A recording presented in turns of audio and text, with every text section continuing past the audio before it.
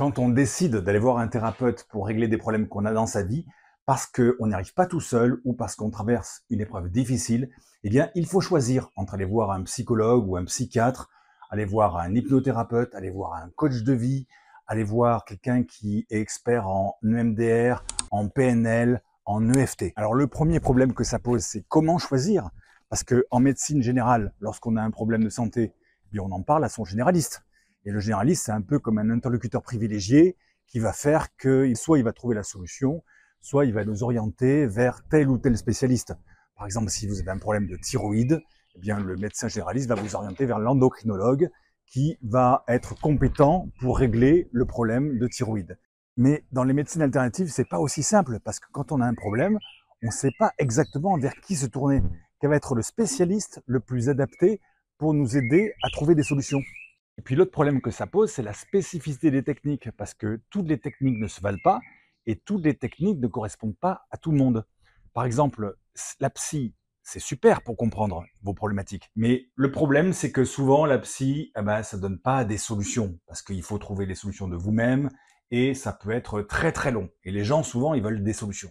Par contre, si vous allez faire du coaching, ça va être génial pour trouver vos solutions. Mais le problème souvent, c'est qu'il y a des gens, ils n'ont pas envie de raconter leur vie, ils n'ont pas envie de parler d'eux-mêmes.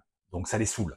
L'hypnose, c'est super si vous voulez pas raconter votre vie. Le problème avec l'hypnose, c'est qu'il y a des gens qui sont pas réceptifs ou il y a des gens à qui ça fait peur ou qui n'y croient pas. Donc ça marche pas sur tout le monde. Le MDR, c'est super si vous avez des traumas. C'est pas MDR mort de rire, hein, c'est EMDR. Le MDR, c'est génial, mais par contre, c'est une technique intense et assez violente.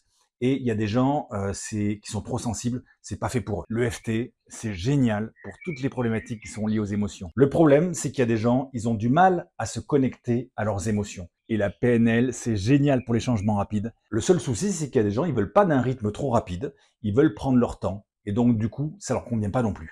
Et puis, le troisième et dernier problème avec les thérapies et les thérapeutes, c'est que souvent, les thérapeutes en médecine alternative, ils sont spécialisés sur une technique. Par exemple, il y a ceux qui font que de l'hypnose, ou ceux qui font que du coaching, ou ceux qui font que de la PNL, ou que de l'EMDR, etc. Et le truc, c'est un peu comme si on n'avait qu'un seul outil dans sa boîte à outils. C'est-à-dire que si vous avez un tournevis pour bricoler, ça peut être super, comme des fois, ça peut être très limitant. Avec un tournevis, c'est super pour visser toutes les vis. Par contre, si vous avez un tableau à planter au mur, il faudrait mieux un marteau, parce que le tournevis, vous pouvez y arriver en tapant avec le manche sur le clou, mais le travail va être mal fait.